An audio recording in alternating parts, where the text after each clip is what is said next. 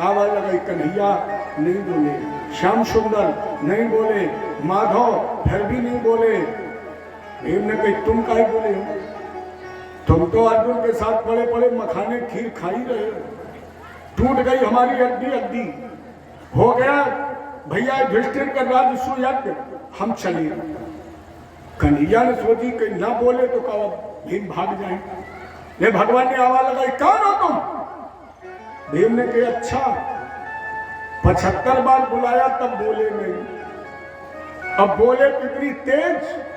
कन्हैया धीरे से बोलो नहीं तो जरासंध जाग जाएगा। भगवान बोले जब इतना डर लगता है तो यहां क्या लेने आए हो? लौट जाओ, कल मिलेंगे तुम्हें अखाड़े में। भीम ने कही दादा हम तो हम रहे, तुम्हें कल अखाड़े में हमारी धूलऊ नहीं मिले। कन्हैया बोले नाक कटाओगे? भीम ने कही हम तुम्हारी नाक देखें कभी प्राण देखें, तुम्हें नाक की पड़ी हमें भी प्राण की पड़ी। भीम की आंखों से छल से आंसू आ गए, रो पड़े भीम और बोले ना शक्तो हम जरासंधो निर्जेत युद्ध माधो। माधो अब मेरे शरीर में शक्ति नहीं रही, मेरे शरीर में ताकत नहीं रही जो हम कल जरासंध से लड़ सके। भगवान बोले मेरे पास आओ। पास में बुलाया और जैसे पीठ पर हाथ रखा, अब इससे बढ़िया कोई डॉक्टर है? जैसे पीठ पर हाथ रखा सारा दर्द समाप्त। भीम अब कैसा लग रहा है? भीम ने कही हमारी सारी बीमारी खत्म, यहाँ तक डिस्चार्ज करो और लौट चलो। कन्हैया बोले कल अखाड़े में मेरी तरफ देखना, हम तुम्हें एक दांव बताएंगे। भीम ने कही हिंद दांव बताइए में कौन सी आफत है? वहां बताओगे, यहाँ हम तुम अकेले अब बता दो जल्दी। कन्हैया बोले दांव तो यहाँ बता दे, और मान लो जरासंध ने उस दांव को काट दिया तब क्या करोगे? कल जरासंध जब फाइनल दांव लगाएगा मेरी तरफ देखना, हम तुम्हें एक दांव बताएंगे। भीम ने कही ध्यान रखियो। बीत गई 27वीं रात, 28वें दिन युद्ध भूमि में कृष्ण और अर्जुन इस युद्ध को देख रहे। जैसे युद्ध भीम के अंदर कहाँ क्षमता थी जरासंध के सामने टिकने की। जरासंध के अंदर कितना बल है ये तो पता नहीं है, लेकिन भीम के अंदर कितना बल है ये लगभग सभी लोगों को मालूम है। कितना बल था भीम के अंदर? 10,000 हाथियों। और भीम जब आवेश में आकर अपना घुटना पृथ्वी पर टिका देते तो भीम का बल हो जाता था दुगना, माने 20,000 हाथियों।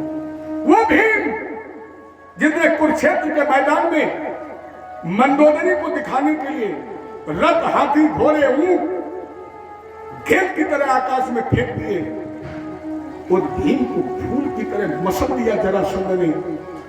कितना बल होगा? वो बलधारी भीम नीचे और जरासंध ऊपर एक बार लगा। भीम को ऐसा लगा जैसे आंखें निकल जाएगी, लेकिन नीचे से कातर दृष्टि से देखा। कन्हैया भक्तों के लिए तूने क्या ना किया, राधा के पिया, राधा के पिया, भक्तों के लिए तूने क्या क्या न किया। एक नियम विरुद्ध कार्य कर दिया भगवान ने। एक तिनका उठाया, बीच से चीर दिया, तब तक जरासंध ने रगड़ दिया तो भीम की निगाह चूक गई। भगवान ने तिनका सीधा सीधा फेंक दिया। दांव मिला लेकिन आधा, अचानक इशारा मिल गया तो भीम का बल बढ़ गया। जरासंध को नीचे किया, ऊपर आए, भीम पैर पर पैर रखा, बीच से चीर दिया, सीधा सीधा फेंक दिया। और अब भीम धूलऊ नहीं झाड़ पाई कि दोनों टुकड़े घिसकते हुए आए, आपस में जुड़े और गदा उठाई कहा भीम। वो तो कन्हैया का इशारा न कर देते तो भीम भाग खड़े होते। कन्हैया बोले रुको रुको रुको भीम। भीम ने मन में सोची एक बात बताए, आज काऊ के मुकद्दर से बच जाए, आज बच जाए, फिर तुम चाहे रात भर हाथ फिराए और चाहे तुम दाव से खाई, हम नहीं मिलेंगे, आज बच जाए। कन्हैया ने इशारा किया, फिर भीम नीचे, जरासंध ऊपर। एक बार रगड़ा, कन्हैया ने धीरे से फिर एक तिनका उठाया और अब की कहीं भीम की निगाह चूक न जाए, लेकिन तिनका बीच से चीरा, दाहिना बाईं तरफ और बायां दाहिनी तरफ फेंक दिया। कन्हैया ने पूरा गांव सिखा दिया, क्योंकि जरासंध बृहद्रथ का पुत्र था। बृहद्रथ निसंतान था, 2 पत्नियां थी। एक संत ने फल दिया, तो बृहद्रथ ने सोचा कहीं पत्नियों में झगड़ा न हो जाए, इसलिए वो फल आधा आधा दोनों पत्नियों को खिला दिया। समय आने पर आधे आधे पुत्र का जन्म हुआ। बृहद्रथ ने कूड़ा समझकर इसे फेंकवा दिया, लेकिन बृहद्रथ की एक कुल देवी थी। एक बार मेरे पास एक प्रश्न आया था कि कुल देवी और कुल देवता क्या है। हर व्यक्ति की वंश परंपरा के अनुसार कुल देवता और कुल देवी अलग अलग होते हैं। जो हमारा है वो आपका नहीं हो सकता है, जो आपका है वो मेरा नहीं हो सकता है। कुल देवी और देवता का पता लगाने के लिए आपको अपने वरिष्ठतम व्यक्ति से संपर्क करना चाहिए। जो कनौजिया वंश यहाँ है, अगर वो चाहता है कि मुझे अपने कुल देवता और देवी का पता लगे, तो या तो वो अपनी वंशावली देखे, या फिर अपने क्षेत्र में आपके वंश का जो सबसे पूर्व का व्यक्ति, सबसे बुजुर्ग, शायद उसे पता हो कि परंपरागत किस देवी का हम पूजन करते हैं। लेकिन है सबके अलग अलग। त्रिपाठी के अलग है, तिवारी के अलग है, कनौजिया, राजौरिया, संज्ञा, सब इनके सबके अलग अलग हैं। और हम लोग विशाख खानदान वाले कानपुर हैं, इनके देवी देवता अलग अलग हैं। गमा देवी तो सबकी है, ये कुल देवी नहीं है। ये तो हर गांव में प्रतिष्ठित है और वो हर गांव की है, पूरे लोगों की है, वो पूरे गांव की रक्षा करती है। लेकिन कुल देवी और कुल देवता अलग अलग होते हैं। वहाँ मुंडन भी लोग कराते हैं। हमारे यहाँ तो बहुत से लोग लखना देवी आते हैं, उनकी कुल देवी है। तो कानपुर से नहीं, लखनऊ तक के लोग यहाँ मुंडन कराने आते हैं। तो आप अपने कुल की देवी और देवता का करें, उसे हम प्रमाणित नहीं कर सकते हैं, क्योंकि आप कहाँ से चले हैं, कहाँ के थे, कहाँ किसकी पूजा होती थी, ये आप खोज करें। और किसी के पास वंशावली हो तो आप उसमें देखें, वो बताएगी कि ये कनौजिया लोग कहाँ से चले और किसकी पूजा होती। जब कृष्ण भगवान की, तो जरासंध अपनी कुल देवी के प्रभाव से, बृहद्रथ की कुल देवी थी जरा नाम की, तो उस जरा नाम की कुल देवी ने दोनों हिस्सों को आपस में जोड़ा और 3 बार जियो जियो कह करके जीवित कर दिया। तो जरा ने जोड़कर इसे जीवित किया था, इसलिए इसका नाम रख गया था जरासंध। इस रहस्य को भगवान कृष्ण जानते थे, इसलिए दोनों हिस्सों को परिवर्तित करा दिया। जरासंध का उद्धार हो गया। 20,000 राजा कारागिर से मुक्त किए और कहा तुम सब युधिष्ठिर के राजस्व यज्ञ में चले जाओ। जब इस यज्ञ की तैयारी हुई तो भगवान ने वो कार्य किया है जिस कार्य को करने में हमें आज भय लगता है। लेकिन जहां तक मुझे प्राप्त पता है कि सोनवर्षा में उस परंपरा का निर्वहन आज के बच्चे भी बखूबी करते हैं।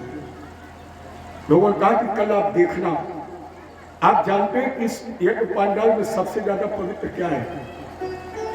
आने वाले भक्तों की चरण धूलि।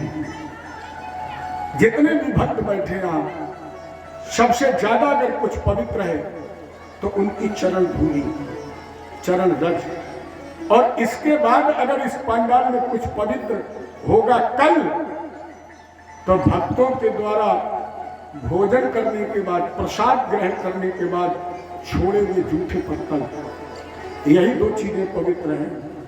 और भगवान ने वही 2 कार्य को किए हैं। युधिष्ठिर के राजस्व यज्ञ में पत्तले उठाना, पग धोना, केशों ने अंगीकार किया। जितने भक्त आए थे भगवान ने उनके चरण धोए। क्यों? हम आप जो सत्कर्म करते हैं, जो पूर्ण करते हैं, वो हमारे पैर के अंगूठे और नाखून के मध्य जो सांस होती है, इनसे हमारे सत्कर्म निकलते हैं।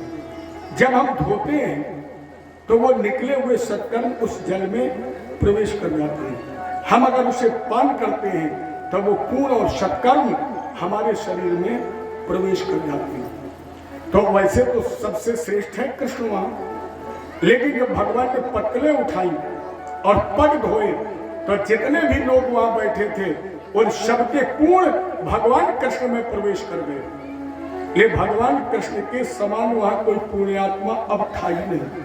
जैसे भगवान राम ने भी किया है, धनुष उठाने से पहले क्या किया है? प्रणाम मन महीपन कर अभिमानु। भगवान ने गुरु को प्रणाम किया और वहां के जितने अभिमानी राजा थे उनका बल ले लिया, अतिलाभ उठाए धन लीना। उसी प्रकार भगवान कृष्ण ने सबके चरण धोए, सबके पूर्ण सत्कर्म ले लिए, और जब सत्कर्म जागे भगवान के तो ये हुआ कि पूजन किसका हो? तो जरासंध के पुत्र सहदेव ने कृष्ण के नाम का प्रस्ताव रखा। जरासंध के पुत्र ने। शिशुपाल ने कहा, अरे पगले, ऐसा लगता है कि त्रेता में हुआ अंगद और द्वापर में हो गया तू, क्योंकि राम ने बाली को मार दिया, अंगद पूंछ घुमा के पीछे पीछे घूमने लगा। अब इस काले कलियुग में छलिया प्रपंची मायावी कृष्ण ने भीम के माध्यम से तेरे बाप को मरवा दिया और तुम उसे के गुण गा रहे, कह रहे पितृ द्रोही की पूजा। लेकिन युधिष्ठिर, जहां पर भीष्म जैसे इच्छा मृत्यु के वरदानी, जहां द्रोण कृपाचार्य जैसे धनुर्धर, मेरे जैसा वीर मौजूद हो, और वहां ये नचैया गवैया का पूजन होगा।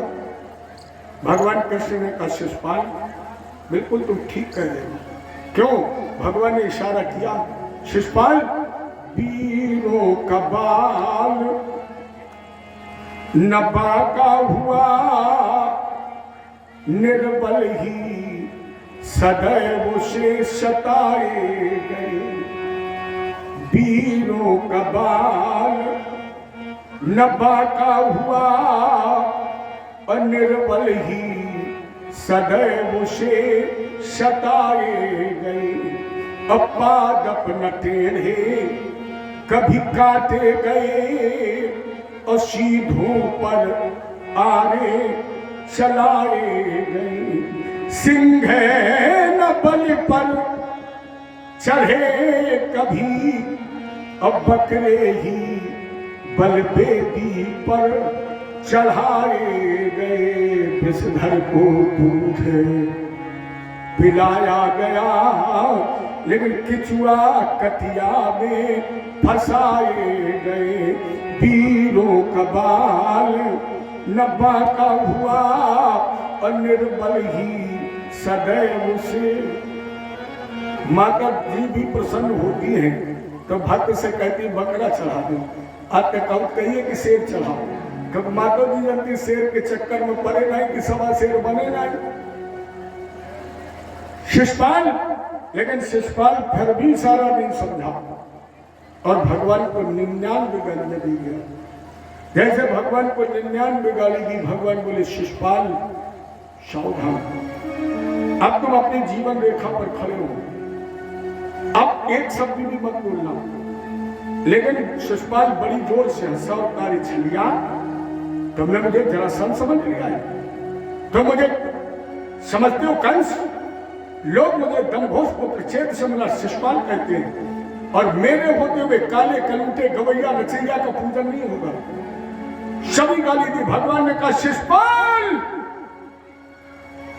अगर अब एक कदम तुमने आगे बढ़ा दिया तो हम अपनी आदरणीय बुआ को दिया हुआ वचन पूर्ण कर तुम्हें मारने के लिए विवश। लेकिन शिशुपाल ने कहा यह देना किसी दूसरे को गीदड़ धमकी, हम तेरी धमकी में नहीं फंसेंगे। जैसे 100 के बाद पहली गाली दी तो सिरा छुड़ांत चक्री, पहली गाली दी, भगवान के हाथ में चक्र, ये तो भागवत का प्रमाण है। लेकिन महाभारत प्रमाणित करती है कि भगवान कृष्ण को इतना आवेश आया, इतना क्रोध आया कि इन्होंने चक्र का स्मरण भी नहीं किया। दौड़ते हुए गए और यज्ञाचार्य जी के सामने जो पूजन की थाली रखी, भगवान ने वही थाली उठाई और शिशुपाल की तरफ फेंक दी। और जैसे वो थाली फेंकी तो सिरा छुड़ांत चक्र जहारा पत तोरी, शर कट गया, ज्योति निकली, भगवान की परिक्रमा की और भगवान के रूप में ही समा गई। क्यों? भगवान का पार्षद है। द्वारपाल हर के दो, पहले जन्म में हिरण्याक्षर कश्यप, दूसरे जन्म में रावण कुंभकर्ण, तीसरे जन्म में शिशुपाल और करते वक्त भगवान ने प्रथम पार्षद का उद्धार कर दिया। यहीं पर भगवान कृष्ण का प्रथम पूजन हुआ। देखो, भगवान कृष्ण के पहले पूरे विश्व में कोई जगत गुरु नहीं था। जगत गुरु का आसन तो था, लेकिन जगत गुरु कोई नहीं था। खाली आसन की पूजा होती थी, केवल सिंहासन की पूजा होती थी, क्योंकि जगत गुरु का पद उसे मिलता था जो हर विधा में माहिर हो। कोई कला ऐसी ना हो जिस कला पर जगत गुरु को महारत हासिल ना हो। और भगवान कृष्ण एक ऐसे व्यक्तित्व के धनी हैं जो हर कला में महारत रखते हैं, क्योंकि ये चोरों के भी गुरु हैं, ये ईमानदारों के भी गुरु हैं, ये वीरों के भी गुरु हैं, ये कायरों के भी गुरु हैं, ये चरवाहों के भी गुरु हैं, माने मूर्खों के भी गुरु हैं, और ये ज्ञानियों के भी गुरु हैं, और प्यारे योगियों के भी गुरु हैं, तो कृष्ण भोगियों के भी गुरु हैं। ये भगवान कृष्ण को जो भी जिस विधा से कृष्ण को देखे, जैसे कोई चोरी करता है और उससे कहो तो बड़ा प्रसन्न, क्यों? अरे बोले कन्हैया तो चोरी करते थे, हम भी करते हैं, तो उसको उसी में आनंद है। कोई 2 विवाह कर ले, अरे बोले कन्हैया ने तो 16,108 किए, हम 2 कर लिए, तो उसमें कोई ऐसी कला, कोई ऐसी विधा, कोई ऐसा ज्ञान नहीं है जिस पर हमारे कृष्ण जी को कमांड न हो। तो इन्हें यहाँ पर जगत गुरु का पद मिला। यहीं पर द्रौपदी के द्वारा दुर्योधन का अपमान हुआ। इसलिए राजेंद्र व्यक्ति को बोलने से पहले बहुत सोच समझ लेना चाहिए, क्योंकि बोली निकलने के बाद वापस नहीं हो सकती। ये बोल ही ऐसा है जैसे ये मनुष्य शरीर बेशकीमती है, रोज चर्चा होती है, लेकिन अगर आपसे पूछा जाए कि शरीर में कोई ऐसा अंग है जिससे सुगंधी निकलती हो, आपका शरीर नर्तन बेशकीमती है, लेकिन क्या इस शरीर में कोई ऐसा अंग है जिससे सुगंधी निकलती हो, कोई अच्छा पदार्थ निकलता हो? नहीं। आँख, कान, नाक, मुंह सबसे दुर्गंधी ही निकलती है, सबसे अशुद्ध अपवित्र त्याग पदार्थ ही निकलते हैं। लेकिन अगर एक चीज को संभाल लिया जाए तो ये दुर्गंधित शरीर भी पवित्र हो सकता है, और वो वस्तु है केवल मुंह, केवल मुख। वाणी अगर सुधार ले बस हो गया भजन। अगर मुख की वाणी सुधर जाए तो आपके शरीर में जो अपवित्रता है ये भी पवित्रता का रूप ले सकती है।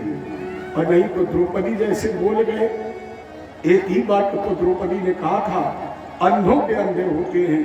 इसी का परिणाम था महाभारत का युद्ध। इस महाभारत के युद्ध में जो पहले दिन कथा सुन रहे थे उन्हें याद होगा, भागवत की कथा का शुभारंभ भी यहीं से हुआ था। यदा मदे कौरव संजयानाम अवीरेश्वथो वीरगतम गतेषु। संजय ने बताया भैया धृतराष्ट्र को कि कृष्ण के संदेश निर्देशन में दुर्योधन ने अपनी दाहिनी गदा कबार दुर्योधन की दाहिनी जंघा पर कर दिया। दुर्योधन की जंघा टूट गई, दुर्योधन धराशायी हो गया। महाभारत का युद्ध भगवान ने संकेत करके पूरा करा दिया। देखो, कृष्ण ने संदेश दिया है कि पहले तो लड़ो नहीं।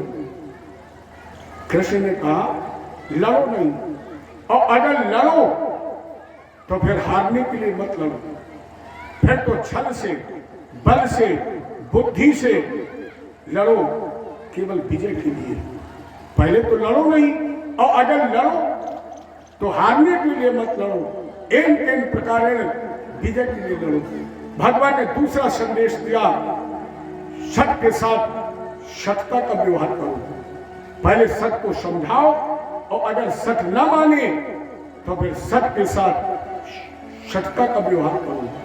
और तीसरा भगवान ने संदेश दिया, धर्मो रक्षित रक्षिता। अगर तुम धर्म की रक्षा करोगे तो ये निश्चित है कि धर्म भी तुम्हारी रक्षा करेगा। अब माता पिता पर, देश पर, संस्कृति पर आक्रमण हो और तुम केवल धर्म ही पकड़े बैठे रहो तो धर्म बचेगा।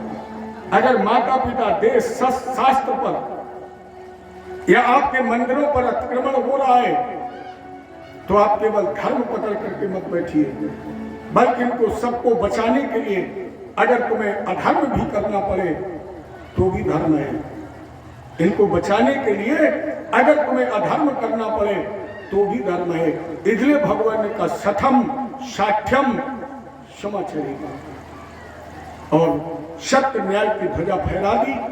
और सत्य की ध्वजा फहराकर भगवान ने एक संदेश दे दिया, सारा जोर लगा ले जमाना, कितना जोर लगाएगा, पर भारत में भगवान का झंडा न कभी झुका था, न कभी झुका है और न कभी झुकेगा। सारा जोर लगा ले जमाना, कितना जोर लगाएगा, भारत में भगवान का झंडा कभी न झुकने पाएगा। कि महाभारत युद्ध के बाद भगवान ने ध्वजा फहरा दी। राजा ने नियम से भगवान को इस महाभारत युद्ध के पश्चात परम धाम गमन कर लेना चाहिए था, क्योंकि इस पृथ्वी पर इनके आने का जो उद्देश्य था वो पूर्ण हो चुका है। राजा परीक्षित ने कहा कि अगर इन्हें चला जाना चाहिए था तो फिर ये रुके क्यों है। महाभारत युद्ध के बाद भगवान इस द्वारका में क्यों रुके, क्या उन्होंने किया है। भगवन्यानि चान्यानि मुकुन्दस्य महात्मना वीरानंत वीरस्य श्रोतुमिच्छामहे वयम्। महाराज जी मेरी बड़ी इच्छा है कि महाभारत युद्ध के बाद हमारे श्याम सुंदर ने और कौन सी लीला की है, क्यों रुके हैं द्वारका में। सुखदेव जी ने कहा राजन कृष्णास्यासीत सखा कश्चित ब्राह्मणो ब्रह्मवित्तमा विरक्त इंद्रियार्थेषु प्रशांतात्मा जितेंद्रिया। भगवान कृष्ण का कोई एक मित्र था। अब यहाँ प्रश्न और उत्तर में सामंजस्यता नहीं है। प्रश्न क्या है कि भगवान की किसी लीला का मैं श्रवण करा, और सुखदेव जी क्या कह रहे हैं, भगवान के कोई एक मित्र था। परीक्षित जान गए अभी आत्म विभोर हैं, ये जो कहना चाहते वही कहेंगे। ये राजा परीक्षित ने देखो, सुखदेव जी एक जगह और आत्म विभोर हुए भागवत में, कहा जहां भगवान गौ में बने हैं। कब? जब ब्रह्मा जी को मोह हुआ था, जब भगवान कृष्ण उतनी गौ में बछड़े बने हैं और ग्वालों के हाथ से गौओं को पिटते देखा है, तब सुखदेव जी रोए हैं। क्या कृपा है मेरे गोविंद की कि ब्रह्मा का भ्रम दूर करने के लिए गाय बन गए और दूसरे ग्वाले बनकर अपने को पिटवा रहे। वही स्थिति यहाँ है। इस मित्र का नाम नहीं है, और जब इस मित्र का नाम नहीं है तो इनके माता पिता के नाम होने का कोई प्रश्न नहीं उठता है। जब नाम ही नहीं, इनके माता पिता का नाम कैसे होगा। तो लोग पूछते पंडित जी फिर इसका नाम सुदामा क्यों रखा गया, क्योंकि हर व्यक्ति हर भक्ता जब जानता है कि भगवान के इस मित्र का नाम नहीं, तो फिर इसका नाम सुदामा क्यों रखा गया। सुदामा शब्द का अर्थ बहुत अच्छा है। सुदामा शब्द का अर्थ सु माने सुंदर, दाम माने इंद्री, दामा माने दमन करने वाला। जिसने अपनी इंद्रियों का निग्रह कर दिया है वो जीवात्मा सुदामा है। या जब हम इस कथा में करुणता, भावुकता, सरसता प्रकट करते हैं तो इस कलियुग के एक कवि थे नरोत्तम दास।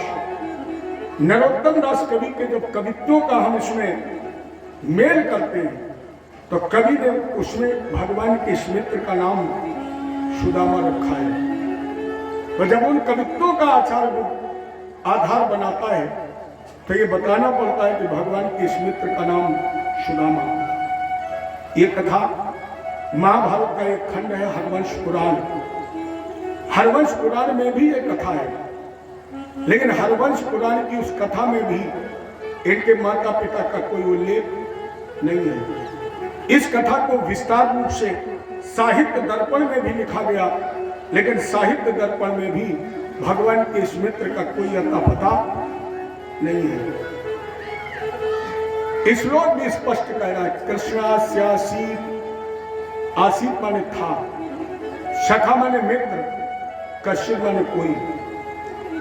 सीधे सीधे सुखदेव जी ने नहीं कहा है कि कृष्ण का एक मित्र था, बिल्कुल घुमा के कहा है कृष्णास्यासीत था मित्र कोई, और कोई का इशारा तो बहुत दूर तक होता है। कोई था, फिर ब्राह्मण क्यों कहा गया? बोले ब्राह्मणो ब्रह्म विद्तमा। ये जो भगवान का मित्र था, ये ब्रह्म को जानता नहीं था, ये ब्रह्म का विशेषज्ञ था। ब्रह्म विद्तमा, विद्तमा ने क्या होता है? धन। भगवान कृष्ण के पास जो ये मित्र है, उसके पास ब्रह्म रूपी धन है, और जिसके पास ब्रह्म रूपी धन है, ईमानदारी से बताना, उसे संसार के किसी धन की आवश्यकता है? बहुत दिन हमने आपने सुना है कि सुदामा गरीब था, भीख मांगता था, गली गली रोता था। आज के कलकाल में एक भिखारी अगर भीख मांगने आता है तो शाम को निकलता तो कम से कम 30-40 किलो गेहूं चावल आटा इकट्ठा कर लेता है। अब उस द्वापर युग में जो भगवान कृष्ण की सत्ता थी, सारे अधर्मी अन्यायी पापियों का संहार हो चुका था, धर्म की हवा चल रही थी, उसमें ब्रह्म का विशेषज्ञ सुदामा जैसा ब्राह्मण भीख मांगने जाता था, तो क्या इतना भी धन नहीं मिलता? कहीं सुदामा जी भीख नहीं मांगने गए, न सुदामा जी को कहीं दरिद्र लिखा गया। दरिद्र गरीब नहीं हो सकता है, ये मत सोचिए कि गरीब दरिद्र है। दरिद्रता एक स्वाभाविक गुण है। और आप लोगों ने सुना होगा, लोग कहते हैं कि फला व्यक्ति के पास पैसा तो बहुत है, लेकिन ये दरिद्र है। दरिद्रता का गरीबी और धन से कोई संबंध नहीं है। दरिद्र का मतलब है जिसके जीवन की कभी कामनाओं की पूर्ति ना हो, असीमित इच्छाओं का जो मालिक है, उसको दरिद्र कहा गया है। सुदामा को नहीं लिखा गया, सुशीला को लिखा गया, सुदामा जी को नहीं, लेकिन इसकी जो अर्धांगिनी है उसे लिखा गया दरिद्र। श्लोक कह रहा है, पतिव्रता पतिम प्राह मिलायता बदनेन साम। और दरिद्रा बिल्कुल स्पष्ट दरिद्र है। क्यों है? ये अपने पति के माध्यम से परमात्मा से कुछ चाहती है, अर्थात पत्नी के अंदर मांगने की कामना है, और कामना होने के कारण सुशीला को दरिद्र लिखा गया है। ब्रह्म रूपी धन सुदामा के पास, और है कैसा? विरक्त इंद्रियार्थेषु, जो गृहस्थ होते हुए भी सांसारिकता से विरक्त है। प्रशांतात्मा, भगवान तो केवल शांत आत्मा है, रोज गाते हो शांताकारम। भगवान का स्वरूप कैसा है? शांत। और भगवान के इस मित्र को क्या लिखा गया? प्रशांत। भगवान शांत है, लेकिन भगवान का जो ये मित्र है वो प्रशांत है। और जितेंद्रिया, जितने अपनी पांच कर्मेंद्रिय, पांच ज्ञानेंद्रिय, एक मन को जीत लिया है। फिर सोचिए, उसे किसी धन की आवश्यकता है? अगर आपने जीव को जीत लिया है, जीव रूपी इंद्रिय को अगर आपने जीत लिया है, तो नमक कम हो तो क्या फर्क पड़ता है, और नमक ज्यादा हो तो क्या फर्क पड़ता है? लोग सुदामा चरित्र को भी कितना भ्रमित कर देते हैं। स्पष्ट लिखा है, कृष्णास्यासी सखा कश्चिद ब्रह्मो ब्रह्म वित्तमा विरक्त इंद्रियार्थेषु प्रशांतात्मा जितेंद्रिया। कोई ब्राह्मण ब्रह्म विशेषज्ञ, ब्रह्म रूपी धन, गृहस्थ होते हुए भी संसारिकता से विरक्त और इंद्रिय विजेता। बताइए, जो कृष्ण को पाठ याद न होता हो, आपने देखा होगा कहीं कहीं भागवत होती, मैंने देखा है, झांकी वालों ने और आचार्यों ने सुदामा को इतना दीनहीन बना दिया। आपने देखा होगा कि 10-10, 20-20 रुपए मंगवाने के लिए क्या नाटक रचते हैं। हमने देखा सुदामा बन के आते बेचारे लंगड़ाते हैं, गिर गिर पड़ते, कमंडल में 10 रुपया मांगते हैं, और जब कुर्सी पर बैठते हैं तो पीछे को मुंह कर लेते हैं। जोकर बना दिया। क्या सुदामा के पास इतना भी ज्ञान नहीं था कि कुर्सी पर बैठ पाता है? पीछे को मुंह करके बैठता है, और लोग ताली बजा के हंसते हैं, हाँ मजा आ गया। ये मजा का विषय है नहीं। आपके शास्त्र का, आपके धर्म का परिहास हो रहा है, निंदा हो रही है, अब आप लोग मजा ले रहे हैं। ये सुदामा कितना ज्ञानी है। भगवान कृष्ण को जब सांदीपन महात्मा का पाठ याद नहीं होता तो सुदामा याद कराती थी। जो पाठ, जो विद्या, जो कला कृष्ण नहीं सीख पाते थे वो मित्र सुदामा कृष्ण को सिखाते थे। तो जो ब्रह्म को ज्ञान दे, जो ब्रह्म को पढ़ाए, जो ब्रह्म को सिखाए, क्या उसके पास इतना भी ज्ञान नहीं को कुर्सी पर पीछे मुंह करके बैठ जाए? और हम आप कितने जड़ और ज्ञानी हैं कि ताली बजा के हंसते बोले हाँ पंडित जी मजा आ गया आपको कथा में। इसे मनोरंजन का विषय मत बनाइए, और जब तक आप इसे मनोरंजन का विषय बनाते रहेंगे तब तक इसी तरह अज्ञानता में भटकते रहे और आपका धन और समय सब बर्बाद है। इसे अपने कल्याण का साधन बनाइए। अच्छा ये बताइए, हंसने का विषय है। अपने जीवन में 3 ग्रंथों को विशेष मान्यता है, रामायण, गीता और भागवत। रामायण प्रयोग का विषय है। रामायण भक्ति की परम सीढ़ी है। आप रामायण की एक एक चौपाई पढ़ें और अपने जीवन में उसे उतारें, उसके अनुरूप अपने को ढालें। रामायण प्रयोग का विषय है। प्रयोग करते करते आप योग की तरफ जुड़ जाएं, क्योंकि गीता योग का विषय है।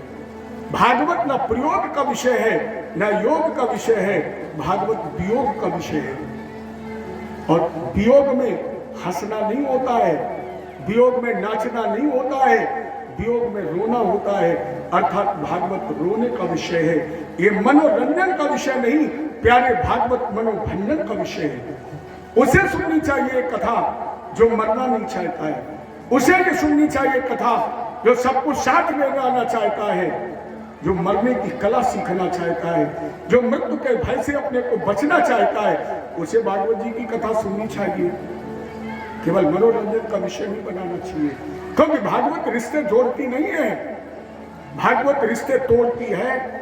और जहां टूटन होती है, जहां रिश्ते टूटते हैं, वहां लोग हंसते हैं कि रोते हैं। अगर भाई भाई का भी रिश्ता टूटता है तो भले भी आज के परिवेश में एक दूसरे से बात ना करें, एक दूसरे के आना जाना बंद कर दें, बोलचाल खान पान बंद कर दें। बहुत ऐसे भाई यहाँ बैठे भी हो सकते हैं, लेकिन उनसे पूछो क्या उन्हें दिन और रात में कभी उनकी याद नहीं आती है? जब कोई नहीं होता है तब उसे अपने भाई की याद आती है कि कहाँ मैं पीऊ में फंस गया, कहाँ कुचक्र में फंस गया कि आज एक भाई से बात नहीं कर पा रहा है। अगर कितना भी पैनी हो और आपको ये पता लग जाए कि आपका भाई घायल बकेवर में पड़ा है, आपके कदम रुकेंगे? नहीं रुकेंगे, जाना ही पड़ेगा। भले दूर से देख के लौट आओ, लेकिन भाई का खून भाई का ही होता है। तो ये रिश्ते टूटने की कथा है। ये कहती तेरा कोई नहीं है, और जहाँ ये कह दिया जाए कि तेरा कोई नहीं है, वह हंसने और ताली बजाने का विषय नहीं है, ये रोने का विषय है। इसलिए सुदामा को आप मनोरंजन का विषय मत बनाइए। केवल हम 2, 3, 4 चीजों पर प्रकाश डालेंगे। जब सुशीला ने सुदामा को भेजा तो एक वस्त्र दिया है, चैल खन्नेन तान बद्धा भद्रे प्रादापायनम। सुशीला ने साड़ी से जो ठिंगरा निकाल करके दिया, उस कपड़े को धोया नहीं है। ये विशेष ध्यान देने की बात है, क्योंकि सुदामा जी का जहां नगर है, ये पोरबंदरगाह है, दक्षिण भारत में समुद्र के किनारे, जहां पर जल भरा है, वहां पर सुशीला ने वस्त्र धोया नहीं है, बगैर धुला वस्त्र दे जाए। दूसरी बात, सुदामा के लिए जो चावल लाई है वो 4 मुट्ठी चावल भेजे हैं। 3 क्यों नहीं भेजे? एक बचा लेती, या 4 में से 1 बढ़ा देती, 5 कर देती, तो हमारे आपके हिसाब से विषम संख्या हो जाती। लोग कहते अच्छी बात है, लेकिन सुशीला ने 4 मुट्ठी चावल क्यों भेजे, और वो 4 मुट्ठी चावल टूटे क्यों हैं? इस पर हमें आपको विचार करना है। भगवान ने अपने मित्र सुदामा के पैर आंसुओं से क्यों धोए हैं, और आंसुओं से धोने के बाद भगवान ने सुदामा की केवल 1 मुट्ठी चावल क्यों चबाई है? कवियों की कल्पना में तो भगवान ने 2 मुट्ठी चावल चबाई है, लेकिन जब आप भागवत की मूल कथा का अध्ययन करेंगे तो मूल कथा में भगवान ने केवल एक ही मुट्ठी चावल चलाई, एक मुष्टिम सगत जगध्वाम द्वितीयाम जगमाधवी, एक मुट्ठी चावल चबा लिए, लेकिन द्वितीयाम जैसे दूसरी मुट्ठी चावल चबाने चाहे रुक्मिणी जी ने हाथ पकड़ लिया,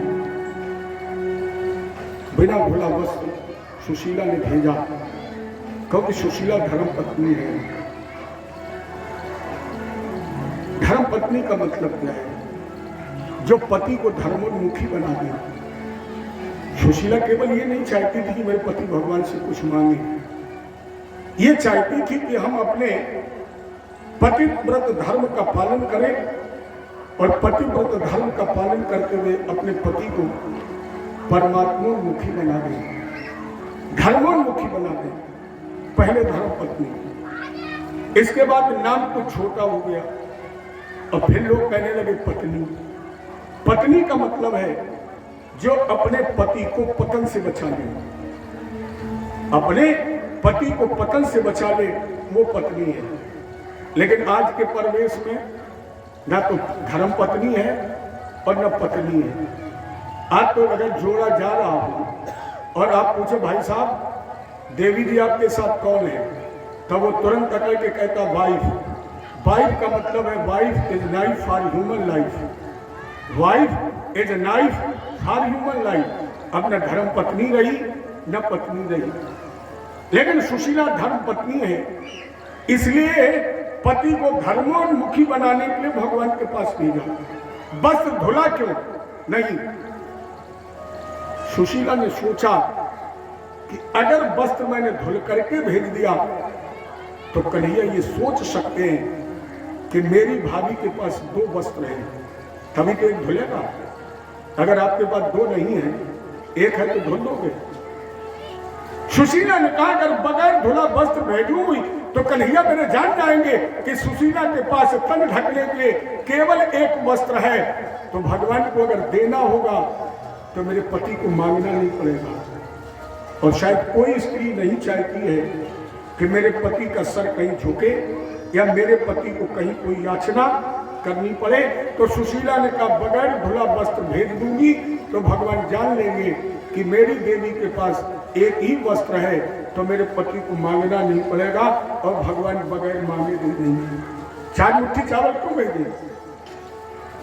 हमारे आपके पास 4 ही चीजें तो हैं, धर्म, अर्थ, काम और मोक्ष। सुशीला रूपी सुबुद्धि ने सुदामा रूपी जीवात्मा को जब भगवान के पास भेजा तो कहा कन्हैया मेरा पति 4 पदार्थ लेकर के आपके पास आ रहा है, कन्हैया कृपा करना मेरे पति के ये पदार्थ स्वीकार कर लेना।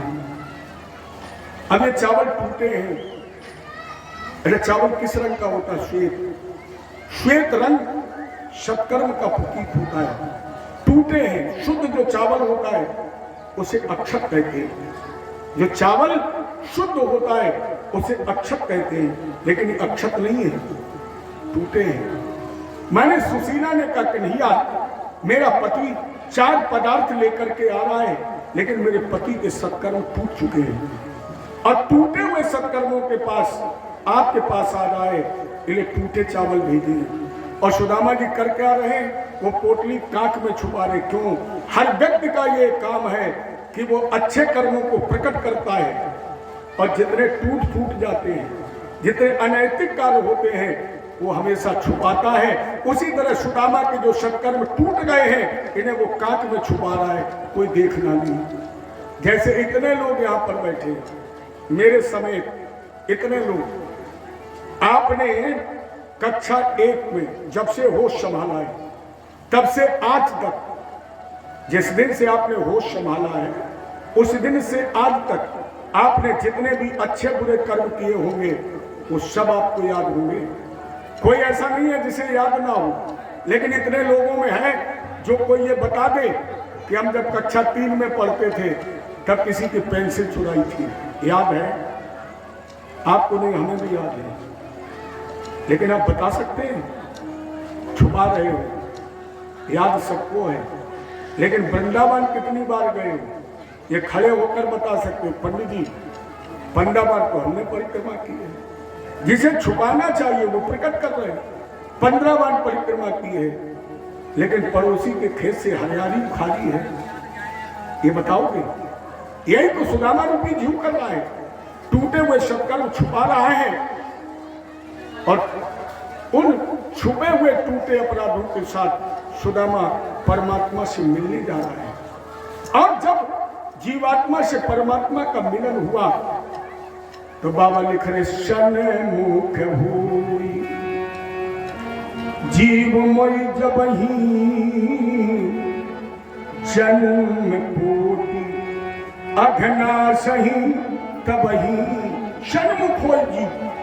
और जैसे वो सुदामा रूपी जीवात्मा परमात्मा के सामने पहुंच गया, अपने आप उसके जीवन के सारे संस्कार समाप्त हो गए। और भगवान ने क्या किया? अपने मित्र सुदामा के पैर आंसुओं से धोए। पहले तो ये ध्यान दीजिए कि जब भगवान के पैर भगवान ने पैर सुदामा के धुले तो धुलवा कौन रहा है? अगर इस पर ध्यान दे दिया